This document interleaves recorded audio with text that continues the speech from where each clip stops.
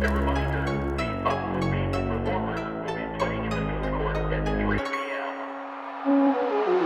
YouTube, Natural Unprofessional, back with another video. This video is about the storyteller. It's called Cancel Me. Cancel culture is the most natural ever been created by humans. I don't understand. Okay, that's over exaggerating, but this shit is just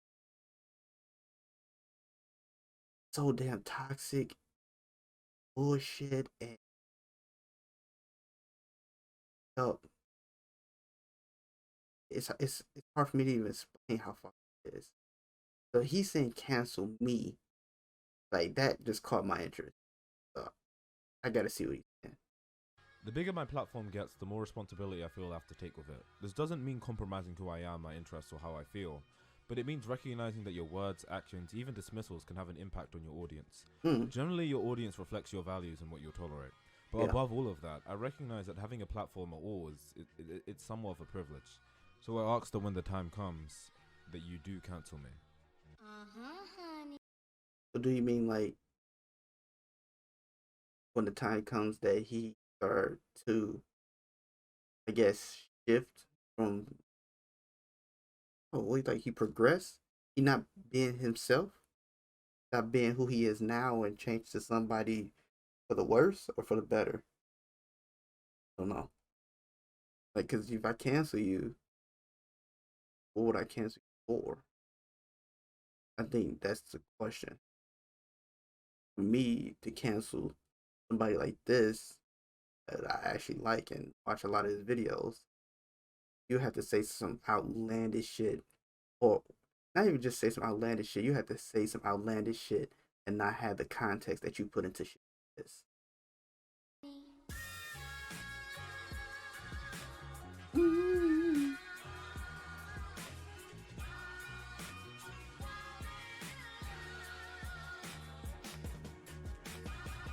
I don't believe in words like cancel culture. They feel like reductive ways of sidestepping why the general public are upset.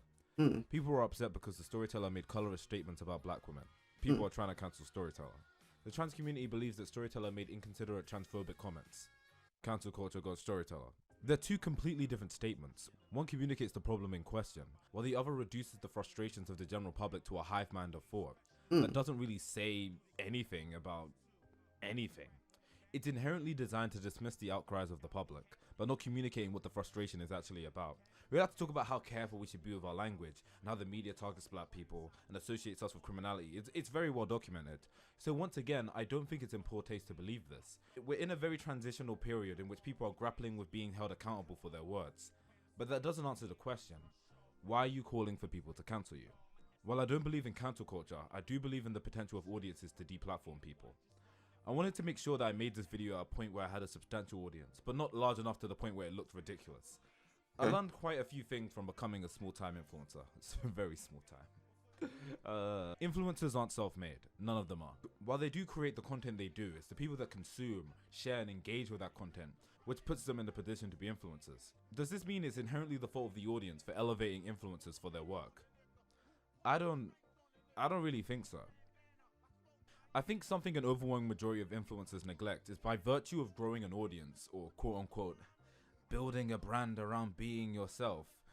For any kind of content or creation, that comes with being an influencer. You want fame? That comes with being an influencer.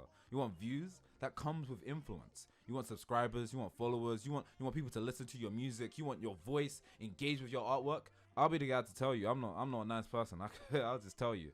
It all comes with influence. Your career is built on your influence on others. So stop pretending like it isn't.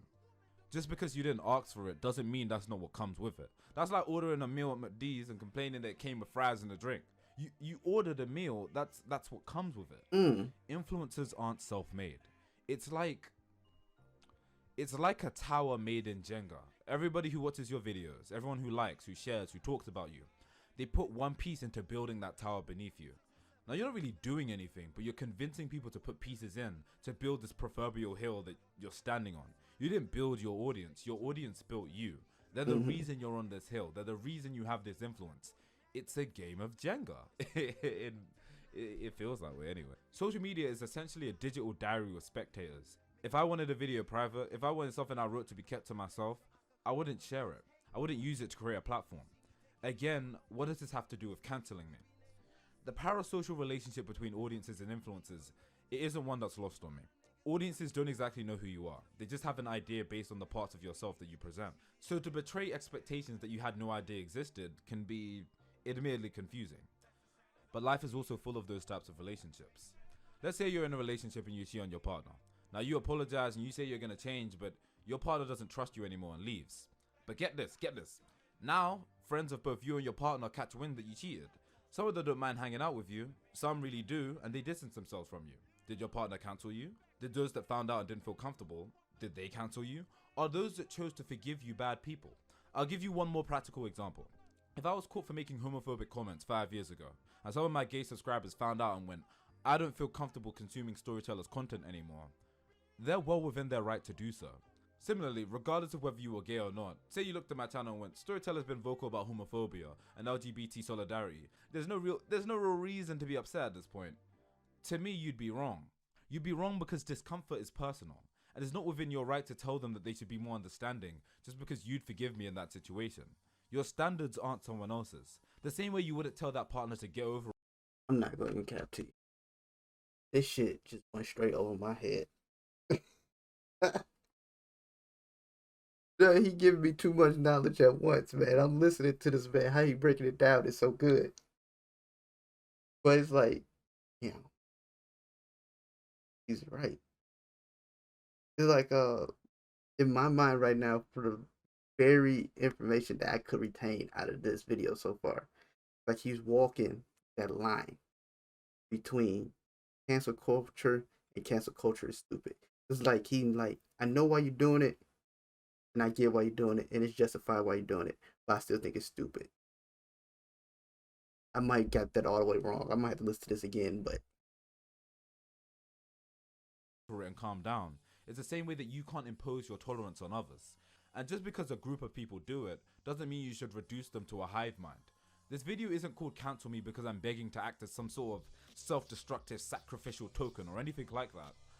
I'm saying that if there ever comes a point where I'm saying or doing something that drives you to the point where you go, I don't feel comfortable supporting him anymore, then to me, you shouldn't. And I'll be blunt, don't let anyone guilt trip you over it either.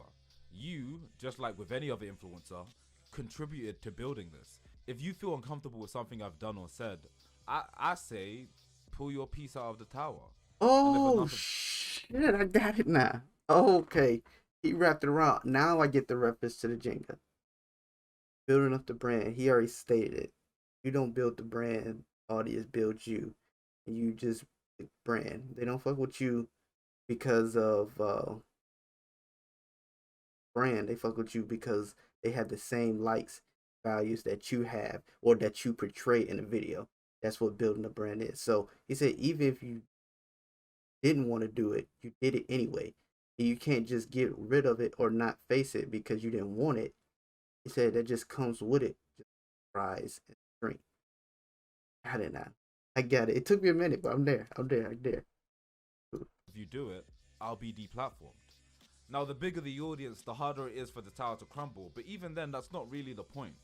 Just as audiences create influencers, I think it's within their rights to have personal standards to which influencers shouldn't cross. And before anyone says it, no, that doesn't mean becoming a slave to your audience. If anything, it's very bare bones basic stuff like, don't be transphobic, don't say racist slurs, don't perpetuate homophobic values. So in the short, sorry for pausing so much, but in the short thing, is he saying that you need to stop putting celebrities on a pedestal? That's what I'm kind of getting out of it. He's like, if you don't like what they do, and stop talking to them because you're a part of why they're where they're at. You don't have to vocal or have people join you to do it. You just can stop just doing it altogether. Or you gotta realize that people are human and that even celebrities can make mistakes and shit like that too. Or I'm just overthinking it. Values. Like we pretend like these are such difficult things. With time, those values will evolve and change. Horophobia, misogyny. There are intricacies, and I'm not gonna sit here and tell you it's easy. But I hate to tell you, that's what comes with being an influencer. We use terms like cancel. Look, man, I'ma say it because even This is a very personal part of the video because even I've had some inklings of these feelings crop up. I say this because I've literally had some thoughts like this. We use terms like cancel culture because we're cowards. If I can create an underdog narrative around myself and I can reduce all my critics to a hive mind of stupid people cashing in, great. You're cancel culture. You know, and it's dishonest, but you know what's even worse? I can actually then use my influence to get my audience to buy into this narrative. And great, just like that, everyone who disagrees with me and doesn't tolerate my antics, they're cancel culture. Don't do this. When audiences express frustrations to influencers, you're making your standards clear. Keep doing this. Show me how to be. Set the standard that you want to see. I can't guarantee what I'll be in the future or who I am in the minds of my audience, but if there comes a time where I'm no longer pushing things forward, don't be afraid to deplatform me either. Because ultimately, I didn't make this. You did. Show me how to be, I'll show you how to not. Climb the tallest tree. So many layers to it. They're deeper than right. Alright, I'm out. One more time.